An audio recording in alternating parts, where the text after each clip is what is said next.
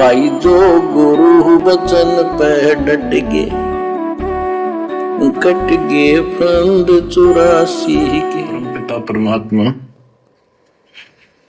कबीर जी की प्यारी संगत को दास का आशीर्वाद है। अब संगत तो हम अपने गुरुदेव की हैं। हम किसकी संगत हैं? अपने गुरुदेव भगवान की। और गुरुदेव क्या कहते हैं? परमपिता परमात्मा कबीर जी की प्यारी संगत को। तो हमारे गुरुदेव कौन हुए?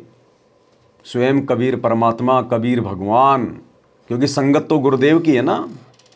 अरे अगर कहीं भक्तों की भीड़ इकट्ठी हो रखी हो और कोई व्यक्ति पूछे रे ये संगत इतनी किसकी है, तो भगत क्या बोलेंगे? भाई ये सतगुरु रामपाल जी की संगत है। तो गुरुदेव क्या कह रहे हैं? क्योंकि गुरुदेव अपने आप को थोड़ा ना कहेंगे मैं कबीर हूं, क्योंकि परमात्मा छुप छुपा के अपना ज्ञान प्रचार करता है।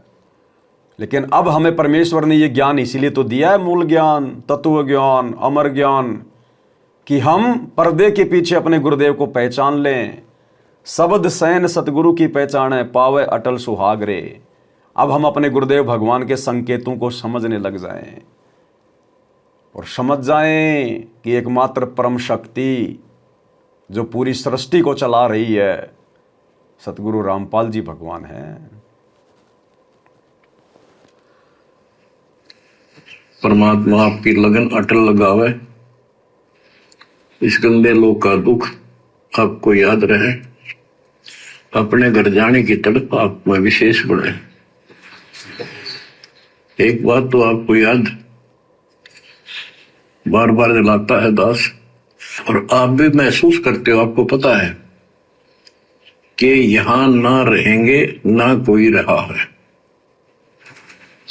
तो फिर बीच का जो समय अपना है, मानव जीवन जो मिला है, ये भक्ति के लिए, मोक्ष के लिए, शुभ कर्म करने के लिए प्राप्त होता है। ये कितना समय है आपके पास? 10-12 साल तक तो अबोध बच्चा होता है, 15 तक, 16 तक। फिर जवानी की मस्ती आ जाती है, शरीर स्वस्थ होता है, और फिर विवाह हो जाता है। विवाह के बाद परिवार की लगन लग जाती है, उसके पालन पोषण, उससे निमटता है, इतना बुढ़ा हो जाता है, वृद्ध हो जाता है। वृद्धावस्था में कभी गोडों में दर्द, घुटने दुख, कभी शर्मा दर्द, कभी दांत उखड़ गए, आंखों से देख नहीं रहा, कभी बीपी आई, कभी शुगर की बीमारी। तो इतनी परेशानी आ जाती है, इसके ऊपर जीना हराम हो जाता है। क्यों बता रहे हैं परमात्मा सारी बातें, बचपन से लेकर बुढ़ापे तक की? क्योंकि भाई और बहनों, यदि हम इस भक्ति पर कुछ हासिल कर सकते हैं तो केवल युवा अवस्था में हासिल कर सकते हैं। परमात्मा कहते हैं रण, भक्ति और दान, ये तीनों काम जवान। रण यानी जैसे पहले लड़ाइयाँ होती थी युद्ध के मैदान में, तो जो योद्धा होते थे वो जवान होते थे, क्योंकि उनमें ताकत होती थी, उनमें स्फूर्ति होती थी, उनमें जोश होता था, तो वो लड़ाइयाँ जीतते थे। इसी प्रकार आप और हमारा रण का क्षेत्र है भक्ति मार्ग।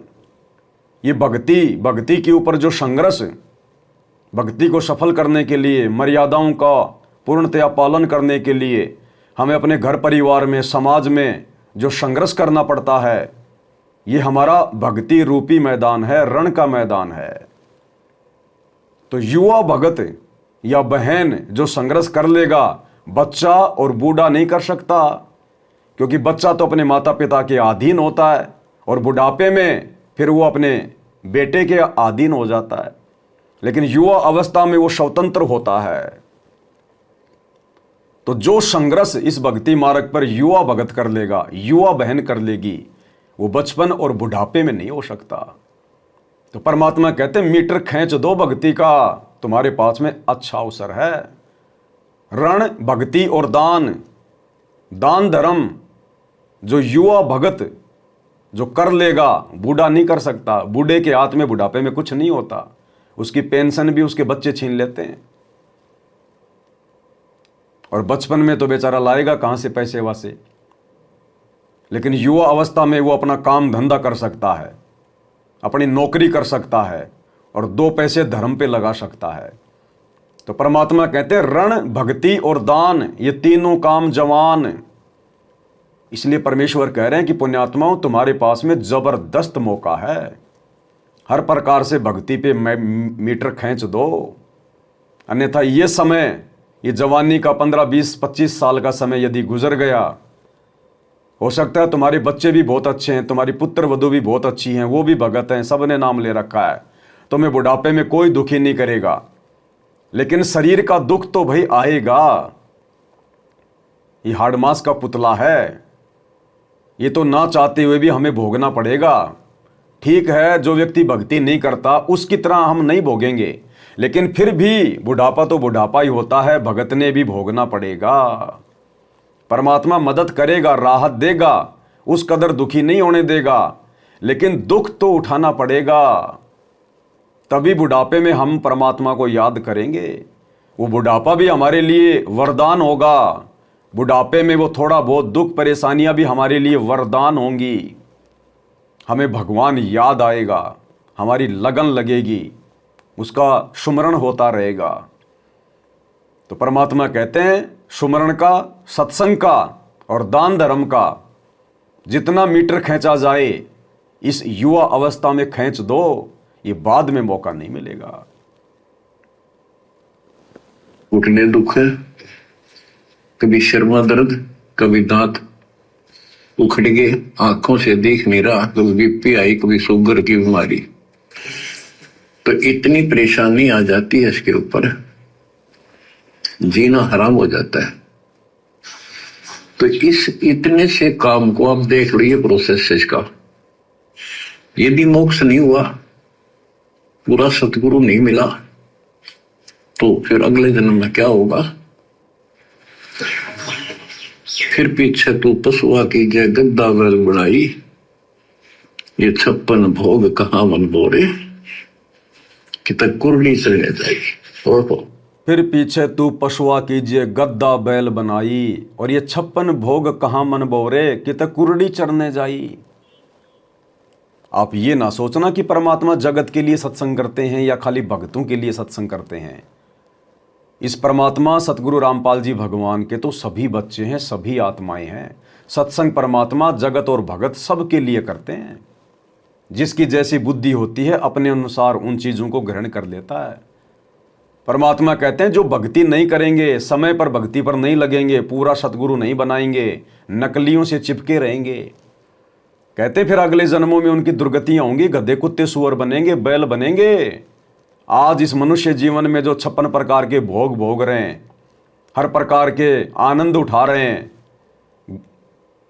गर्मी के समय में एसी लगा लेते हैं, कूलर लगा लेते हैं, सर्दियों में हीटर लगा लेते हैं, रजाई ओढ़ लेते हैं, जरा सी भूख लगी खाना खा लिया, जरा सी प्यास लगी जूस पी लिया, पानी पी लिया, दूध पी लिया, गाड़ियों में घूमना, एरोप्लेन में घूमना। परमात्मा कहते हैं फिर तुम्हें ये नहीं मिलेगा। आज 56 प्रकार के भोजन खाने वाला गधा बन के फिर क्या खाएगा? कुर्डियों पे डोलेगा, गंदगी के ढेर पे।